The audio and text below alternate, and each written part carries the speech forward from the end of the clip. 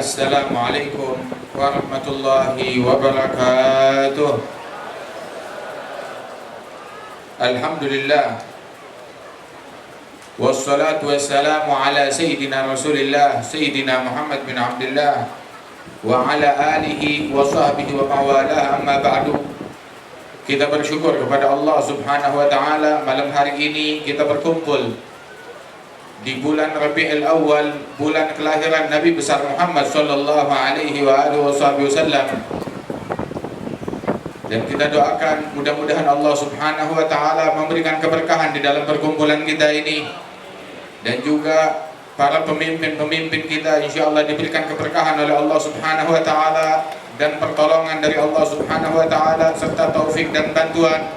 Wabil khusus Datuk Sri Haji Fadilah dan juga segenap para pemimpin-pemimpin kita yang hadir tengah-tengah kita semuanya, insyaallah Allah Ta'ala berikan keberkahan. Mudah-mudahan berkat maulid Nabi Muhammad yang kita bacakan pada malam hari ini, Allah Ta'ala memberikan pertolongan kepada kaum muslimin. Allah Ta'ala menjauhkan negeri kita ini dari bala, dijauhkan dari musibah, dan Allah Subhanahu wa Ta'ala berikan pertolongannya kepada seluruh umat manusia dengan berkat Rasulullah sallallahu alaihi wasallam.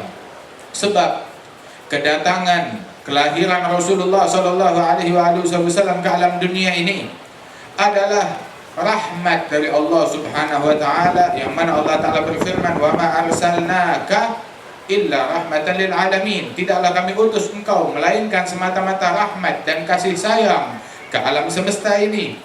Dan juga Rasulullah bersabda, "Innama ana rahmatun muhdah." Sesungguhnya aku adalah rahmat Allah yang dihadiahkan kepada kalian. Nah, karenanya Rasulullah sallallahu alaihi wasallam, kedatangan beliau sebagaimana diungkapkan oleh para ulama, rahmatun kulluhu wa azmun wa hazmun wa wagarun wa ismatun wa haya'u mu'jizul qaul wal fi'al karimul khalqi wal khuluqi muqsitun mi'ta'u. Beliau Nabi Muhammad dari ujung rambut hingga ujung kaki penuh rahmat dan kasih sayang.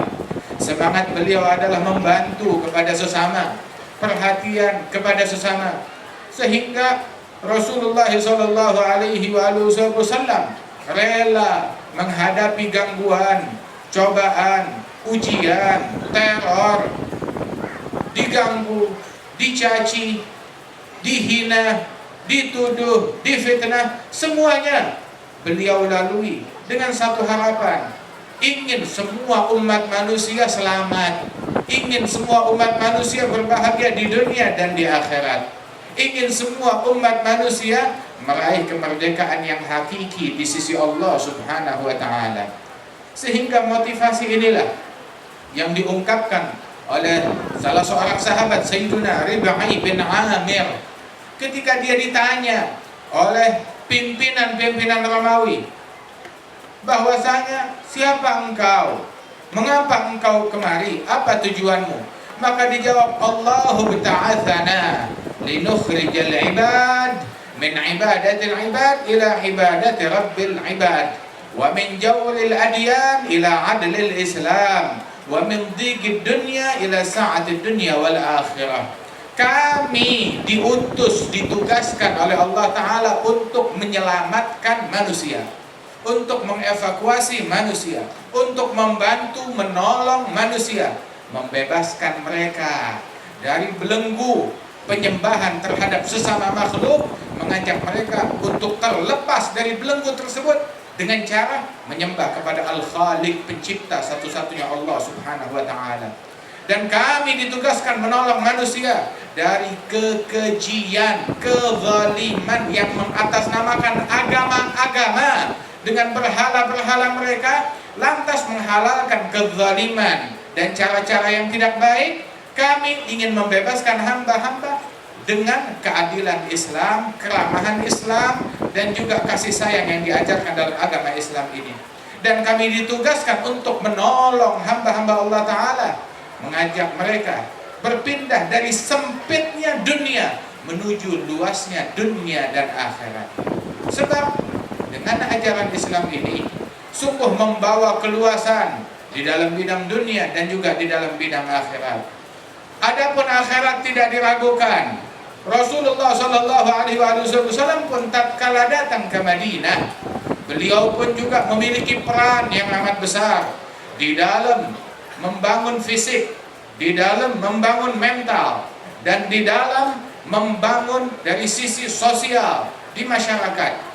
Dan bahkan mental serta sosial dilaksanakan oleh Nabi Muhammad Shallallahu Alaihi Wasallam dari awal sebelumnya tatkala beliau berada di Makkah, di mana beliau membina sahabat-sahabat beliau untuk bersabar, untuk bersikap baik, tidak membalas keburukan dengan keburukan, namun membalas keburukan dengan kebaikan. Tidak membalas cacian dengan cacian, tapi membalas cacian dengan ucapan-ucapan yang baik. Allah Ta'ala berpesan di dalam Al-Quran, wa qulu linnasi husna.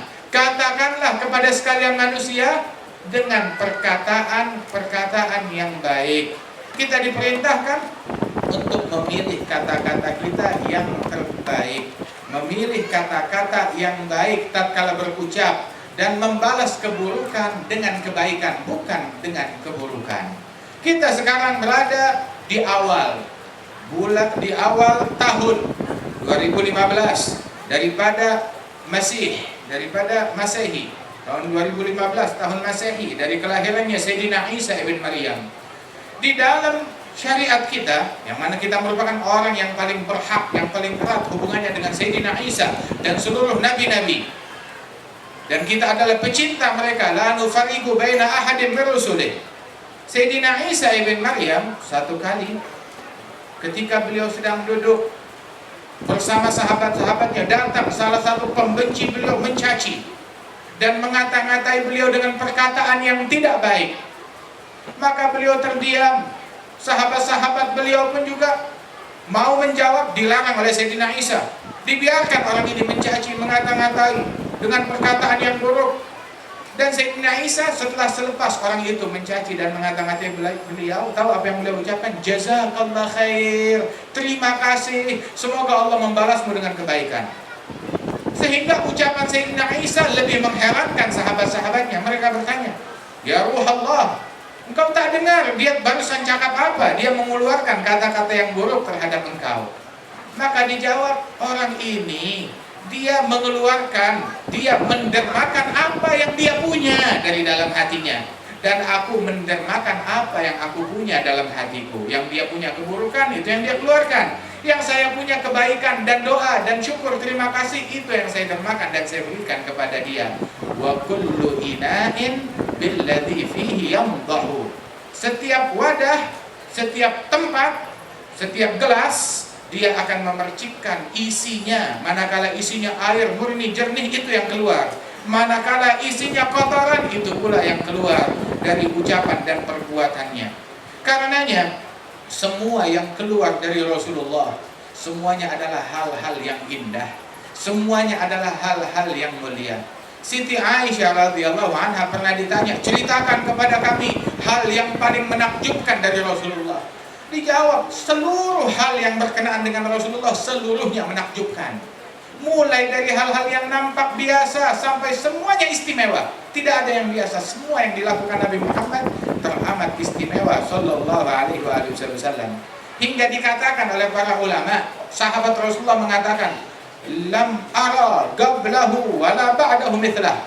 Saya tidak pernah melihat orang sebelum Nabi Muhammad, setelah Nabi Muhammad, tak pernah saya melihat orang yang seperti Nabi Muhammad. Sejak sebelum beliau, setelah beliau, tidak ada dalam sejarah yang seperti Rasulullah. Hasan bin Thabit, beliau menyatakan, wa ahsanu minka lam taragattu aini wa ajmalu minka lam talidin nisa'u. Yang lebih baik dari engkau tidak pernah dilihat oleh mata. Yang lebih tampan dari engkau tidak pernah dilahirkan oleh seorang ibu. Engkaulah yang paling tampan, engkaulah yang paling indah, engkaulah yang paling mulia sallallahu alaihi wasallam. Sampai-sampai sahabat mengatakan, man ra'ahu badihatan habah wa man khalaqahu ma'rifatan ahabbah. Barang siapa yang melihat sekilas Rasulullah langsung dia merasa segan terhadap Nabi Muhammad, merasa takut dikarenakan karisma dan wibawa yang dimiliki oleh Rasulullah Shallallahu Alaihi Wasallam. Sampai sahabat bilang, manakala engkau melihat Rasulullah, engkau sedang berjalan di satu jalanan, tiba-tiba Nabi masuk dari ujung jalan, engkau seolah-olah melihat suatu karisma yang luar biasa, wibawa yang luar biasa dari Nabi Muhammad.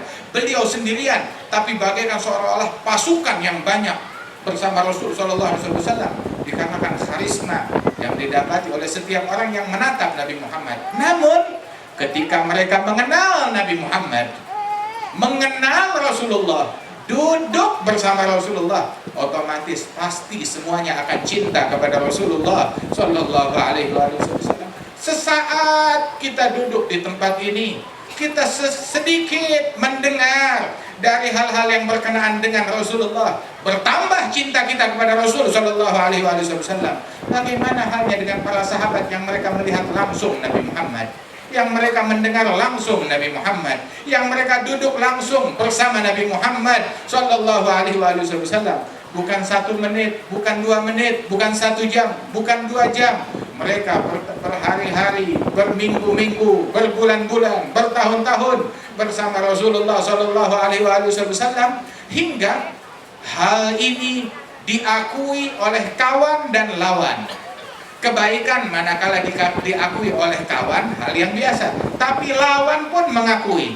Datang rombongan kaum musyrikin berkunjung ke Madinah, datang rombongan dari Nasrani berkunjung ke Madinah, dari Romawi berkunjung. Ketika mereka datang, ucapan mereka sama. Mereka berucap ketika jumpa dengan Nabi Muhammad, berjumpa dengan komunitas Islam yang bersama Nabi Muhammad, mereka mengatakan, wallahi ma ra'aitu ahadan yuhibbu ahada ka ashabi Muhammadin yuhibbu Muhammadan. Demi Allah, saya tidak pernah melihat seorang manusia cinta kepada satu manusia seperti sahabat-sahabat Muhammad cinta kepada Muhammad Sallallahu Alaihi Wasallam. Allah mudah-mudahan menganugerahkan kepada kita cinta kepada Rasulullah Sallallahu Alaihi Wasallam, dihidupkan kita di dunia dalam cinta kepada Nabi Muhammad, dan diwafatkan kita semua dalam cinta kepada Nabi Muhammad Sallallahu Alaihi Wasallam. Rasulullah datang membangun mental para umat, membangun kesabaran, membangun kebaikan, membangun semangat untuk memberikan manfaat kasih sayang kepada seluruh umat manusia. Beliau membangun mental, beliau membangun fisik, dan beliau adalah orang yang membangun dari segi sosial, perhatian terhadap sesama. Sehingga disebutkan ketika beliau ke Madinah Al-Munawwarah, 13 tahun berdakwah, tidak ada tempat, tidak ada masjid. Ketika hijrah ke Madinah Al-Munawwarah, tiba di Madinah 12 Rabiul Awal hari Senin. Tatkala sampai di Madinah disambut dengan Tala al-Badru alaina oleh para sahabat. Tidak langsung terjadi bangunan, tapi sebelumnya datang rombongan dari kaum Ansar ke kota Mekkah, berkunjung kepada Rasulullah. Mereka datang berziarah kepada Nabi Muhammad. Kemudian banyak di antara mereka masuk Islam, mendapatkan nasihat, bimbingan dan ajaran dari Rasulullah. Datang lagi rombongan kedua, rombongan ketiga, sampai akhirnya Nabi Muhammad hijrah ke kota Madinah, mendapati di kota Madinah umat Islam sudah demikian banyaknya. Lantas Rasul ketika sampai di kota Madinah, pertama yang beliau lakukan, sebelum berpikir saya malam ini akan tidur di mana, saya malam ini akan menginap di mana, saya akan tinggal di mana, rumah saya mana, belum berpikir itu semua, Rasul menyatakan saya akan bangun masjid di tempat ini, saya mau beli tanahnya, saya bangun masjid di tempat ini, kata Rasulullah Sallallahu Alaihi Wasallam. Setelah itu barulah beliau tinggal di rumahnya Abu Ayyub Al-Ansari selama 1 bulan. Setelah 1 bulan bersamaan dengan dibangunnya masjid, dibangun beberapa ruang kamar untuk Rasulullah tinggal di samping masjid. Barulah Rasulullah tinggal di dalam masjid, di samping tempat yang disediakan di sebelah masjid Sallallahu Alaihi Wasallam. Dan masjidnya Rasul Sallallahu Alaihi Wasallam tidak megah, tidak besar. Beliau membangun amal sebelum bangunan. Beliau membangun perbuatan, kegiatan, mental, sikap, akhlak, perangai, ibadat, ketaatan. Itu yang beliau bangun. Sehingga masjidnya Rasulullah sederhana, namun 24 jam penuh dengan orang yang berzikir, dengan orang yang ibadat, dengan orang yang sembahyang, dengan orang yang tadarus Quran, dengan orang yang menuntut ilmu agama, dengan orang yang ingin mempelajari tentang halal dan haram. Bahkan pondok pesantren, tempat ilmu ma'had yang pertama ada, itu adalah ahlus suffah yang tinggal di bagian belakang masjidnya Rasulullah sallallahu alaihi wasallam. Wahakada. Dan Rasul sallallahu alaihi wasallam punya peran di dalam membangun masyarakat Madinah. Dahulu di Madinah ada dua kelompok suku Aus dan Khazraj, yang mana mereka selama ratusan tahun selalu berperang, selalu berkelahi, selalu saling bunuh antara mereka, selalu berperang. Damai sesaat, perang lagi, selalu berperang. Ketika Nabi Muhammad datang, pertama yang beliau lakukan mempersatukan antara kaum muhajirin dan ansar, agar tidak ada masing-masing membela suku saya yang lebih hebat, suku saya yang paling mulia. Tidak. Inna akramakum indallahi atqakum. Yang paling mulia di antara kalian di sisi Allah adalah yang paling takwa kepada Allah Subhanahu wa taala. Dua suku tersebut yang tadinya saling berselisih antara suku Aus dan Khazraj menjadi bersaudara, berbaur, dan tidak ada lagi peperangan, persaingan, perselisihan di antara mereka. Hingga sekarang kita tidak kenal lagi dua suku Ansar yang namanya suku Aus dan Khazraj, tapi semuanya menjadi satu kelompok, kaum Ansar, pembelanya Rasulullah sallallahu alaihi wasallam. Kemudian juga Rasul sallallahu alaihi wasallam, beliau ketika masuk ke kota Madinah memberikan deklarasi Madinah. Apa yang beliau nyatakan ketika masuk ke kota Madinah? Abdullah bin Salam, salah seorang ulama Yahudi yang mengetahui sifat-sifat Nabi yang terakhir, dia mengetahui ciri-ciri tanda-tanda Nabi yang terakhir dari Alkitab yang dia pelajari di kitab Taurat maupun Injil. Maka beliau menyatakan, aku tak pernah melihat wajah Nabi Muhammad, namun begitu aku lihat wajahnya langsung aku tahu inilah Nabi. Tahu dari mana engkau? Lamma ra'aituhu alimtu annahu laysa biwajhin kadzdzab. Tatkala aku melihatnya, saat itu langsung aku tahu ini bukan wajah seorang pendusta, ini adalah wajah seorang utusan Allah, Rasulullah sallallahu alaihi wasallam. Abdullah bin Salam menyatakan, kalimat pertama yang saya dengar dari Rasulullah, ayyuhan nas, sekalian manusia. Nasihat Nabi pertama kali di kota Madinah, afsyus salam, sebarkan salam di antara kalian, sebarkan kedamaian di antara kalian, sebarkan salam. Jadikan salam sebagai syiar kalian kemanapun kalian pergi. Kita membawa damai, kita membawa selamat, kita tidak mengganggu orang, tidak mengganggu darah mereka, tidak mengganggu kehormatan mereka, baik dengan tangan ataupun ucapan kita, ataupun dengan hati kita mendengki dan membenci kepada mereka. Assalamualaikum, salam, damai, keselamatan atas kalian. Sebarkan salam, kata Rasulullah. Disuruh sebarkan. Ayyuhan nas, yang dipanggil bukan ayyuhal muslimun saja, bukan hanya wahai orang-orang Islam saja yang dipanggil, tapi semua manusia, sekalian manusia, yang muslim, yang non muslim, yang Islam, yang musyrik, yang Yahudi yang saat itu ada di kota Madinah, semuanya dipanggil ayyuhan nas, sekalian manusia, afsyus salam, sebarkan salam, kedamaian antara kalian. Lantas wasilul arham, sambung silaturahmi antara kalian, jangan diputuskan. Islam tidak mengajarkan orang untuk memutuskan silaturahminya. Dianjurkan untuk tetap sambung silaturahmi kalian. Sambung silaturahmi. Wahai sekalian manusia, sambung silaturahmi. Jangan mengira mentang-mentang dia masuk ke dalam agama Islam berarti yang non muslim putuskan silaturahminya. Tidak, tetap sambung silaturahmi. Tetap bakti kepada ibu bapak, silul arham. Wa at'imut ta'am, beri makan kepada sekalian manusia. Memberi makan bukan hanya kepada sesama orang Islam saja, bahkan terhadap orang-orang non muslim. Kita dianjurkan untuk memberi makan kepada siapapun, jangankan kepada mereka, pada seluruh manusia, bahkan terhadap hewan dan binatang. Setiap kali kita beri makan, itu ada pahala yang diberikan oleh Allah Subhanahu wa taala. Kemudian juga shallu bil lail wan nasu niyam tadkhulul jannata bisalam, ucap Nabi. Salat malam tatkala manusia tidur, niscaya engkau masuk surga dengan membawa keselamatan.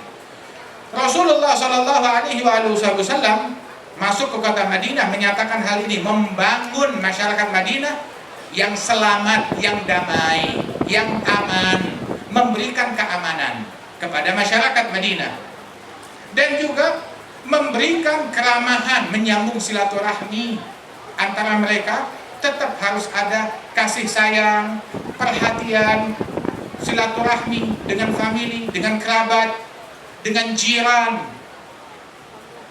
Kemudian yang ketiga, memberikan makan kepada sesama manusia. Di dalam memberikan makan tersebut, Sayyiduna Ibrahim, Nabi Ibrahim, beliau tidak makan kecuali bersama tamu. Dan disebutkan seluruh orang-orang yang berada di kota beliau, apabila ada tamu selalu dijamu. Tiap hari dia cari orang, siapa yang mau makan bersama saya, diajak, dia cari orang pergi keluar. Sampai satu kali ada sebaik, tapi saya minta kamu masuk Islam, ikuti agama saya, menyembah kepada Allah. Maka orang tersebut berkata, wahai Ibrahim, kalau engkau minta syarat seperti ini, saya tidak mau. Maka dia pun pergi. Maka Nabi Ibrahim mendapatkan wahyu dari Allah Ta'ala, wahai Ibrahim, kenapa engkau tidak menjamu orang tersebut? Orang itu seumur hidupnya dia kafir, dia tidak beriman kepadaku, tapi tidak pernah aku putus rizkinya. Baru hari ini aku wakilkan rizkinya melalui engkau, malah engkau kecewakan dia. Padahal dia bukan kafir terhadap engkau, terhadap aku, tapi aku tidak putus rizkinya. Maka Nabi Ibrahim pun terkejut dengan wahyu tersebut. Dicari itu orang, sampai akhirnya jumpa di pasar, diajak, sekarang kau ikut ke rumah saya, engkau menjadi tamu saya. Dia bilang, tidak bisa. Saya ingin tahu apa sebabnya kamu mau menjamu saya. Tadi saya memaksa minta dijamu, engkau menolak dengan syarat Islam. Sekarang kenapa engkau memaksa? Dijawab, aku ditegur oleh Allah, oleh Tuhanku. Diceritakan kisah ini, bilang, Allah Tuhan menegur engkau gara-gara aku. Iya. Maka orang tersebut melihat akhlak dan juga keindahan di dalam ajaran Allah Ta'ala, dia pun tertarik masuk ke dalam agama Islam. Masya Allah. Allah Ta'ala berfirman di dalam Al-Quran tentang keluarga Nabi Muhammad SAW, wa yut'imuna at-ta'ama ala hubbihi miskinan wa yatiman wa asira innama nut'imukum liwajhillah la nuridu minkum jazaa'an wala syukura. Mereka, Sayyidina Ali bin Abi Thalib, Sayyidina Fatimah, anak mereka Sayyidina Husain atau Sayyidina Hasan sedang sakit. Mereka nazar, kalau anak saya sembuh, saya akan berpuasa. Maka sembuhlah putra mereka. Maka Sayyidina Ali pun berpuasa, Siti Fatimah pun berpuasa juga, nazar. Kemudian Sayyidina Hasan pun niat nazar, saya juga puasa. Sayyidina Husain yang sakit, saya juga mau puasa. Mereka berpuasa bersama-sama dalam rangka syukuran telah sembuh dari sakit. Tatkala mereka berpuasa, sudah dekat maghrib, sudah disiapkan makanan, punya ada makanan, bekal makanan, sepertiganya mereka masak untuk mereka berbuka puasa. Baru mau berbuka, ada yang mengetuk pintu. Ditanya siapa? Dibilang, saya orang miskin, belum makan, beri saya makan. Dia bilang, ya udah beri makan, kita masak yang lain. Diberikan makan, masak lagi sepertiga makanan yang mereka punya. Sudah siap makanan, sudah dekat maghrib, tahu-tahu ada yang masuk, ada yang mengetuk pintu. Siapa? Saya anak yatim, saya perlu makan. Diberikan makanan, masak lagi. Makanan terakhir yang mereka punya, mereka masak untuk berbuka puasa. Maka tahu-tahu ada yang mengetuk pintu. Siapa? Dibilang, saya asir, saya tawanan, non-muslim. Saya seorang tawanan, non-muslim, dan saya tidak punya makanan. Maukah engkau menjamu saya, memberikan makanan? Diberikan makanan kepada orang non-muslim. Dan mereka berbuka puasa hanya dengan air kosong. Mereka berikan makanan mereka yang terakhir kepada orang lain. Radhiyallahu anhum wa ardhahum. Makanan yang sedang mereka nanti-nantikan, mereka dermakan kepada orang lain. Orang miskin, anak yatim, bahkan seorang tawanan non-muslim, mereka berikan makanan tersebut. Wa hakadha akhlak dan sifat yang diwariskan oleh Nabi Muhammad SAW, pembangunan. Rasul SAW membangun mental, moral, sosial, jiwa-jiwa yang semangat untuk memberikan manfaat kepada umat. Rasulullah SAW turut memiliki peran yang amat besar di lingkungannya, menjaga keamanan, kedamaian. Sehingga tatkala terjadi serbuan ahzab, orang-orang masyarakat ingin menyerbu kota Madinah, ingin menghancurkan kota Madinah, maka Rasulullah memilih untuk bertahan. Dan strategi pertahanan Rasulullah adalah dengan membangun parit-parit yang dalam dan lebar. Selama 1 minggu para sahabat dikerahkan untuk membangun parit lebih kurang 3 km. Dan Rasulullah ikut bekerja bersama mereka.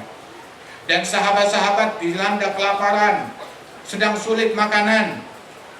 Mereka bekerja di situ dengan ikhlas, dengan tulus. Sayyidina Abu Bakar, beliau membuka ikat pinggangnya karena perutnya lapar, perih. Dia buka ikat pinggangnya Rasulullah. 1 butir batu untuk mengganjal rasa lapar perutku yang perih ini.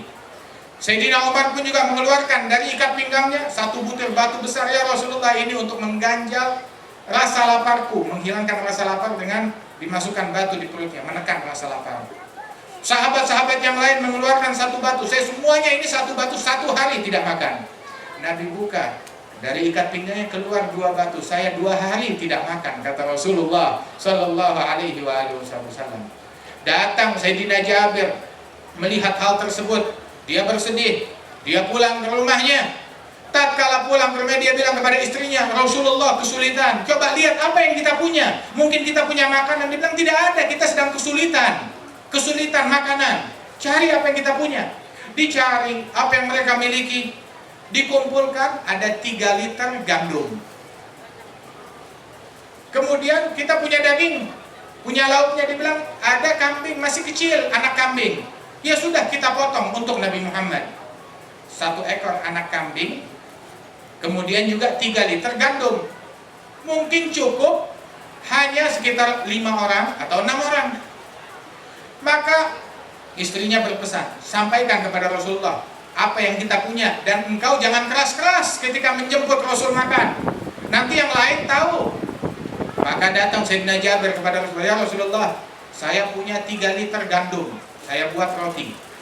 Kemudian juga saya punya 1 ekor anak kambing. Saya ingin menjamu engkau dan bersama 2-3 orang yang engkau inginkan. Baik, kapan? Sekarang, ya sudah. Maka Rasul berkata, umumkan, kita makan siang di rumahnya Jabir. Ini diumumkan kepada sahabat yang sedang bekerja beramai-ramai di Khandaq. Maka semuanya itu makan siang, datang ke rumahnya Jabir. Jabir berlari ke rumahnya. Rasulullah mengundang 1 kampung. Istrinya bilang, Rasul tahu apa yang kita punya? Tahu. Ya sudah, tunggu Nabi. Nabi Muhammad datang, tak lama. Kemudian berkata, mana makanannya? Hidangkan di piring besar, di tempat yang besar. Disajikan roti gandum bersama daging. Kemudian perintahkan masuk 10 orang untuk makan. Datang 10 orang makan, mereka pergi. Masuk 10 orang makan, pergi lagi. Masuk keluar, sampai semuanya selesai. Dan semuanya makan. Ketika dibuka, makanan itu masih tetap banyak, seolah-olah tidak pernah disentuh, tidak berkurang sama sekali. Ditanya, memang berapa jumlah kalian saat itu? Dijawab, jumlah kami saat itu 1.500 orang. Subhanallah, 1.500 orang dari jamuan yang sedikit menjadi berkah. Ini mukjizatnya Rasulullah Sallallahu Alaihi Wasallam, memberikan makan kepada 1 kampung semuanya. Sallallahu Alaihi Wasallam. Dahulu disebutkan bahwasanya di tempatnya Jabir atau Anas itu ada sumur. Mereka buat sumur untuk diberikan kepada masyarakat air sulit. Digali sumur, ternyata setelah digali sumurnya airnya masin, tidak enak, tidak dapat diminum. Maka Rasul Shallallahu Alaihi Wasallam pun datang melihat sumur tersebut dan beliau meludah di sumur itu. Tatkala beliau meludah, diambil airnya tidak lagi masin, menjadi air yang paling sedap, yang paling segar, yang paling nikmat di kota Madinah. Masya Allah. Ada lagi satu sahabat, dia punya tempat, dia gali sumur di wilayah yang lain. Airnya pun tidak enak. Nabi pun ketika datang ke situ, bilang ambil coba satu timba, satu tempat air, satu ember, satu timba. Ketika dibawa, maka Rasul SAW mengambil air itu, dimasukkan ke dalam mulutnya, dan Nabi Muhammad berkumur, lantas dikembalikan lagi kepada timba itu, kepada ember. Kemudian dikembalikan ke dalam sumur. Maka sahabat menyebutkan, di kota Madinah sumur yang airnya paling harum adalah sumur tersebut. Subhanallah, berkahnya Nabi besar Muhammad Sallallahu Alaihi Wasallam hingga wafatnya Rasulullah, itu sumur yang paling harum airnya. Yang lain lagi adalah sumur yang airnya paling manis di kota Madinah. Sallallahu Alaihi Wasallam. Beliau pun Nabi besar Muhammad Sallallahu Alaihi Wasallam memiliki peran di dalam pembangunan dari segi sosial, dari segi fisik, dari segi sosial. Beliau berbagi harta apa yang dia punya. Datang kiriman uang harta dari Bahrain, ketika sembahyang subuh masjid penuh sesak dengan orang. Maka Nabi tersenyum. Mungkin kalian sudah dengar kiriman harta dari Bahrain. Semuanya aku berikan kepada kalian, jangan khawatir. Silahkan kalian mengidamkan apa yang kalian inginkan, aku beri. Yang aku khawatirkan terhadap kalian, mal faqra akhsya alaikum, bukan kemiskinan yang aku khawatirkan menimpa kalian, tetapi yang aku khawatirkan menimpa kalian adalah cinta kepada duniawi, hingga kalian binasa oleh hal-hal duniawi tersebut, sebagaimana umat sebelum kalian binasa karena mereka lebih mengutamakan dunia daripada akhirat. Kemudian Rasulullah dibagikan mulai dari pagi sampai dekat zuhur, terus berbagi harta. Emas diberikan kepada semuanya. Ketika pulang ke rumahnya, bertanya kepada Siti Aisyah, ya Aisyah, ada makan siang untuk kami makan? Kan ya Rasulullah, kita menanti. Mungkin kau ada bawa sedikit daripada harta untuk kita belikan makanan. Dia bilang, engkau tidak ingatkan aku. Aku lupa, aku berbagi kepada semua, engkau tidak ingatkan aku. Bilang, ya sudah ya Rasulullah. Maka hari itu semua orang makan, Nabi Muhammad kelaparan Sallallahu Alaihi Wasallam, lebih mengutamakan orang lain daripada dirinya sendiri. Ketika dalam sebuah perjalanan bersama sahabat-sahabat beliau, mereka pun bekerja sama, berbagi tugas. Tugas saya membangun kemah, tugas saya memasak, tugas saya berjaga, dan Nabi Muhammad menunjuk tangan, tugas saya mengumpulkan kayu bakar. Beliau yang menawarkan diri, tugas saya mengumpulkan kayu bakar, pekerjaan yang berat, harus mencari kayu bakar, memotong-motong kayu, mengikatnya, memikul di atas pundaknya, dan dikumpulkan. Dan itu dilakukan oleh Rasulullah Sallallahu Alaihi Wasallam. Dan Nabi Muhammad Sallallahu Alaihi Wasallam pun juga membangun mental para sahabat. Ada satu kali ketika Nabi hadir majelis, ada satu orang datang, ya Rasulullah, banyak dia mu'allaf baru masuk Islam. Saya minta izin. Izin apa? Mau pergi, mau jalan, mau makan? Tidak, saya minta izin. Tolong izinkan saya untuk berzina, melakukan perzinahan. Ini kalau di majelis kita ada orang cakap macam itu, apa yang terjadi? Ini kurang ajar, mesti dipukul, mesti masuk jail. Tidak. Nabi Muhammad mendengar ucapan tersebut, Nabi memanggil orang itu, kemarilah, mendekatlah, dekat sini. Itu orang pun ketika didekatkan oleh Nabi, dia pun baru merasa malu. Dipanggil kemari, mendekat, kata Rasulullah, hingga akhirnya dia dekat di hadapan Nabi. Nabi bertanya, engkau minta izin berzina dengan wanita lain. Saya mau tanya, engkau punya ibu? Punya. Bolehkah laki-laki lain berzina dengan ibumu? Dia bilang, tidak boleh, saya tidak rela. Engkau punya istri? Punya. Bolehkah laki-laki lain berzina dengan istrimu? Tidak, saya tidak rela. Engkau punya anak perempuan, punya. Relakah engkau ada orang yang berzina dengan anak perempuanmu, atau saudara perempuanmu, atau bibi perempuanmu? Disebutkan keluarga perempuannya satu persatu. Semuanya dia berkata, saya tidak rela, saya tidak terima. Maka Nabi berkata, begitupun orang lain. Saat engkau tidak rela ada orang berzina dengan kaum wanitamu, ibumu, anakmu, istrimu, engkau ingin berzina dengan perempuan lain yang mungkin itu ibunya seseorang, anaknya seseorang, istrinya seseorang, saudaranya seseorang. Sebagaimana engkau tidak rela, mereka pun juga tidak rela. Maka kalimat ini masuk ke dalam hati sahabat itu. Masuk. Sebab Nabi tidak memarahi dia, tapi Nabi memberikan nasihat dengan cara yang baik. Dia pun faham, na'am ya Rasulullah, saya minta maaf, engkau benar. Lantas Nabi berkata, kemari, mendekat lagi. Mendekat sampai betul-betul dekat dengan Nabi. Nabi meletakkan tangan beliau di dada orang tersebut. Tatkala diletakkan tangan Nabi di dada orang tersebut, orang itu berkata, demi Allah, saya bersumpah, Rasulullah tidak mengangkat tangannya dari dadaku, melainkan di muka bumi ini tidak ada kemaksiatan yang lebih aku benci daripada perzinaan. Subhanallah. Tarbiyah dan tazkiyah yang dibawa oleh Nabi besar Muhammad sallallahu alaihi wasallam. Nabi mengajarkan untuk membina umat dengan rahmat, dengan kasih sayang, dengan dakwah yang baik. Rasulullah dalam Sahih Bukhari beliau bercerita, ada satu orang dari kalangan Bani Israel, dia melakukan kejahatan dan telah membunuh 99 jiwa. Dia bunuh. Satu kali dia ingin bertaubat. Tatkala dia ingin bertaubat, dia bertanya-tanya, siapa orang yang paling soleh di negeri ini yang bisa bantu saya bertaubat? Dia bilang, ada Ustadz Fulan. Didatangi, Ustadz, saya sudah membunuh 99 nyawa. Kalau saya mau bertaubat, taubat saya diterima atau tidak oleh Allah Ta'ala? Dibilang, engkau bunuh 99 nyawa, tidak ada taubat bagimu, tempatmu di neraka. Seolah-olah surga dan neraka milik orang ini. Maka orang itu marah. Dan kalau memang saya tidak mendapatkan taubat, 99 saya genapkan menjadi 100, dibunuh Ustadz itu.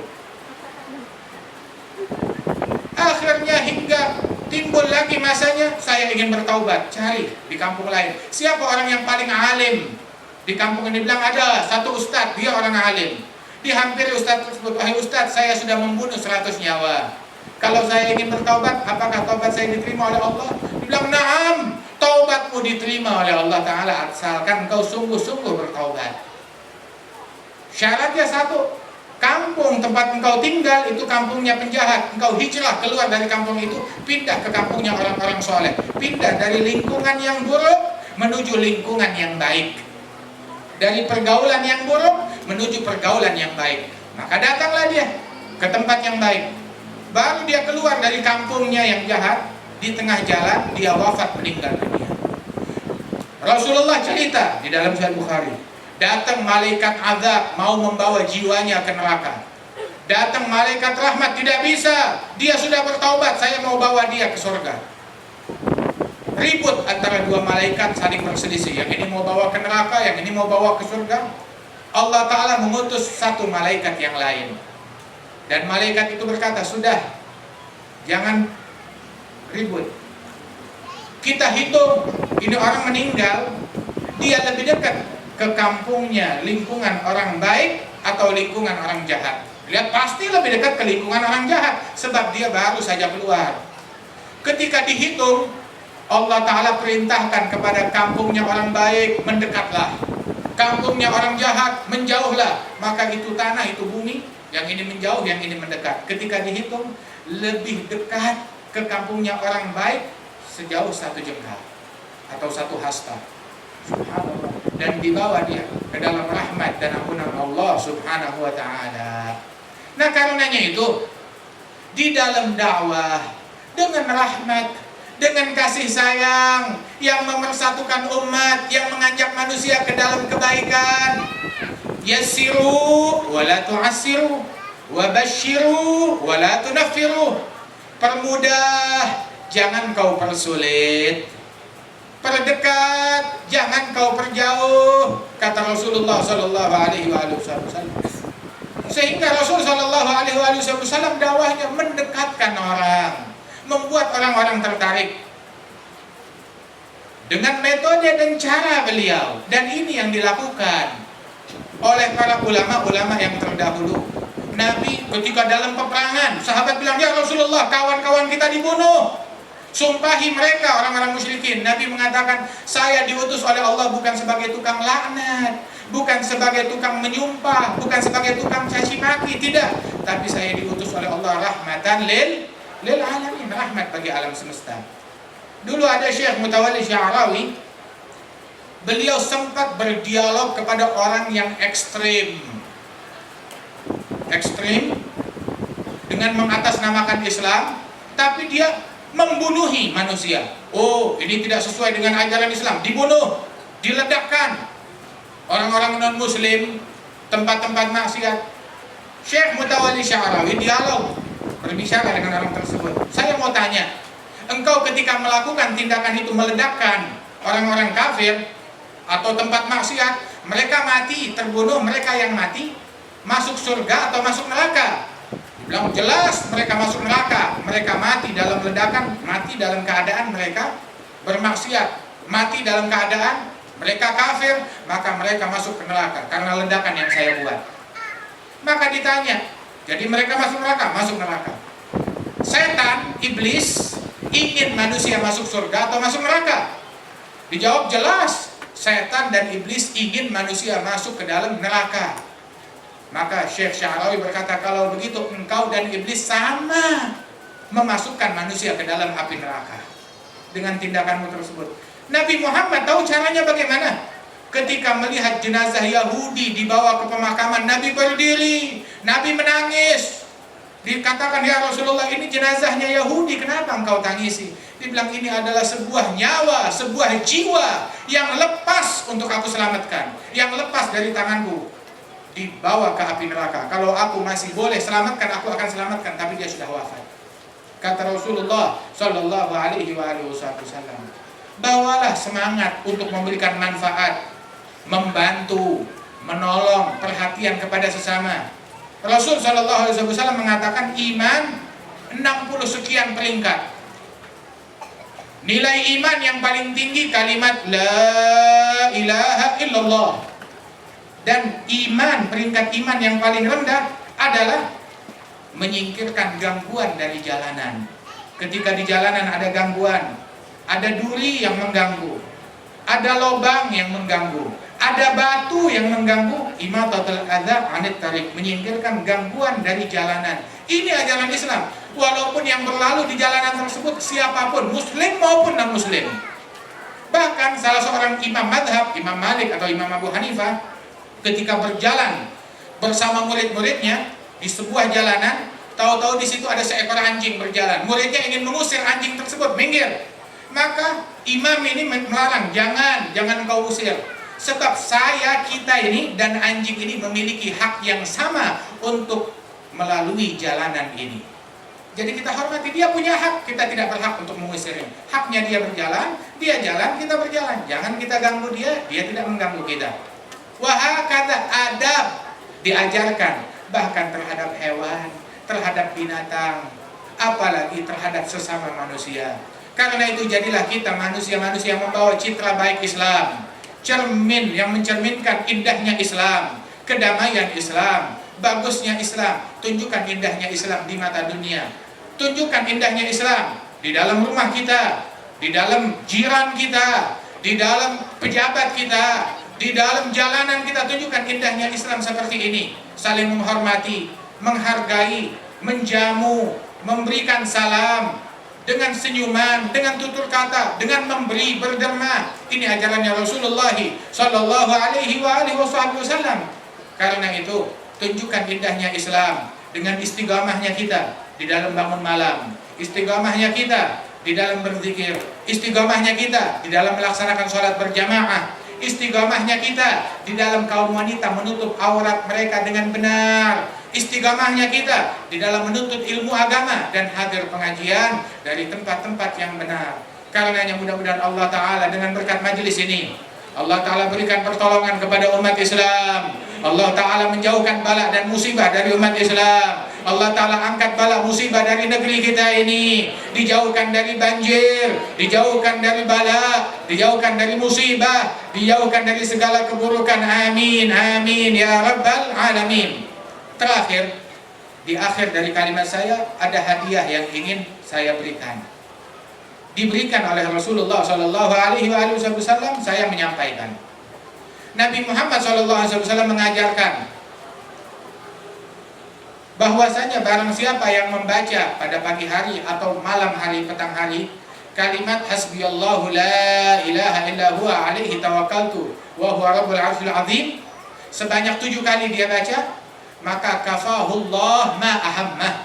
Allah Ta'ala akan cukupi dia dari semua problem dia, yang menjadi stresnya dia, yang menjadi problem dia, problem ekonomi, problem dalam keluarga, problem atas bala musibah yang datang, akan dijaga, dicukupi oleh Allah Ta'ala dengan dia membaca kalimat ini 7 kali di pagi hari, 7 kali di malam hari. Dan marilah bersama-sama kita baca doa ini bersama-sama. Dan esok pun juga kita baca di rumah kita. Kita membaca agar Allah Ta'ala melindungi kita, menjaga kita dari segala macam problem dan masalah, diperbaiki oleh Allah Ta'ala. Hasbi Allah la ilaha alaihi tawakkaltu wa huwa rabbul arsyil azim. Hasbi Allahu la ilaha illa huwa alaihi tawakkaltu wa huwa rabbul arsyil azim. Hasbi Allahu la ilaha illa hu alaihi tawakkaltu wa huwa rabbul arsyil azim. Hasbi Allahu la ilaha illa hu alaihi tawakkaltu wa huwa rabbul arsyil azim. Hasbi Allahu la ilaha illa huwa alaihi tawakkaltu wa huwa rabbul arsyil azim. Fi kulli lahzatin abada adada khalqi wa ridha nafsi wa zinata arsy wa midada kalimati. Allahumma, dengan berkat kemuliaan NabiMu, dengan berkat kalimat-kalimat yang Kau ajarkan kepada NabiMu dan diajarkan kepada kami ini, angkat bala dari negeri kami, jauhkan kami dari musibah, berikan keamanan, kedamaian di dalam negeri kami ini, jadikan negeri kami baldatun thayyibatun wa rabbun ghafur. Jadikan lingkungan kami lingkungan yang baik, jadikan kawasan kami kawasan yang baik, yang Kau ridhai, yang Kau limpahkan ampunanmu, rahmatmu, keberkahanmu, birahmatika ya arhamar rahimin.